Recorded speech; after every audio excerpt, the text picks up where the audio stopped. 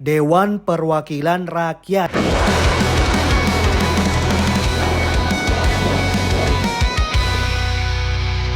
Welcome to Ram School. Pernah kepikiran gak sih gimana jadinya kalau DPR tiba-tiba dibubarin?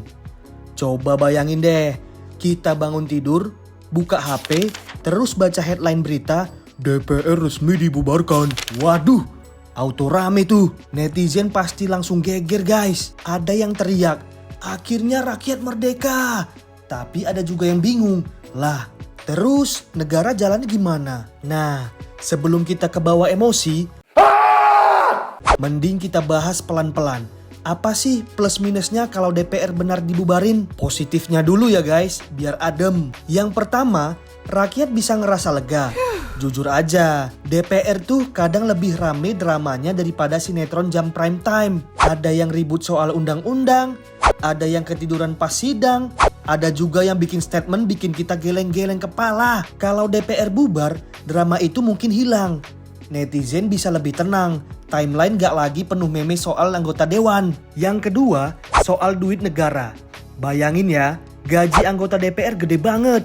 Belum lagi fasilitas rumah dinas, mobil dinas, perjalanan dinas, itu semua duitnya dari mana? Dari pajak kita guys. Nah, kalau DPR bubar, negara bisa hemat triliunan rupiah. Duit segitu bisa dipakai buat bangun sekolah, rumah sakit, atau buat ngurangin utang negara, kan lebih bermanfaat ya guys. Yang ketiga, keputusan politik bisa lebih cepat. Biasanya pemerintah mau bikin kebijakan harus nunggu sidang paripurna berjam-jam, berdebat berbulan-bulan, ribet kan? Kalau DPR gak ada, pemerintah tinggal gaspol, langsung jalan. Praktis kan? Tapi nih ya, jangan buru-buru senang.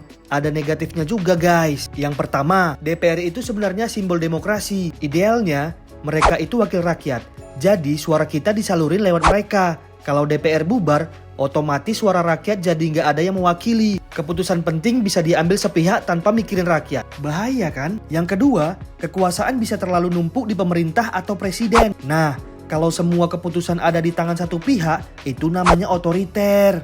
Kalau kekuasaan terlalu mutlak, gampang banget disalahgunakan. Dan yang ketiga, hilangnya fungsi pengawasan. Meski kadang kita suka kesel sama DPR, mereka punya tugas penting, yaitu ngawasin pemerintah. Contohnya, kalau ada kebijakan yang aneh, DPR yang kritik. Kalau ada indikasi salah, DPR yang negur. Nah, kalau DPR bubar, siapa yang ngawasin? Bisa-bisa pemerintah jalan semaunya, tanpa ada yang ngerem. Analogi gampangnya gini guys, negara itu kayak mobil, pemerintah supirnya, DPR remnya. Emang sih, kalau remnya dilepas, mobil bisa jalan lebih cepat. Tapi coba bayangin, ada tikungan tajam, tanpa rem, mobil bisa nyungsep guys. Jadi, walaupun kadang kita sebel sama remnya yang bunyi cekek-cekek, tapi tetap aja rem itu penting biar aman. Jadi solusinya apa? Kalau DPR dibubarin, mungkin masalah drama politik hilang, tapi dampak jangka panjangnya bahaya. Yang kita butuhin bukan dibubarin, tapi reformasi besar-besaran. Misalnya 1, transparansi semua rapat dan keputusan. Yang kedua, hukum tegas buat anggota DPR yang ketahuan korup atau malas kerja. Yang ketiga, sistem yang bikin mereka benar-benar kerja buat rakyat, bukan buat partai atau kantong pribadi.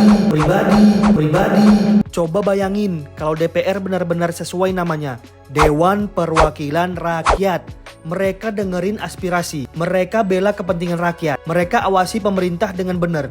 Wah, itu pasti bikin kita bangga sih, bukan malah kesel. Jadi kesimpulannya, bubarin DPR itu kayak minum obat sakit kepala instan. Sakitnya hilang sebentar, tapi masalah aslinya masih ada. Dan bisa jadi efek sampingnya lebih parah. Yang kita butuh bukan obat instan, tapi perbaikan sistem biar DPR benar-benar jadi wakil kita. Kalau menurut kalian gimana? Lebih baik DPR dibubarin atau kita paksa mereka berubah jadi benar-benar wakil rakyat? Tulis pendapat kalian di kolom komentar ya. Dan kalau kalian suka bahasan kayak gini, jangan lupa like, subscribe, dan share ya guys. Biar makin banyak orang yang melek politik dan sama-sama kita dorong perubahan ke arah yang lebih baik. Makasih udah mampir, sampai ketemu di video selanjutnya. See you!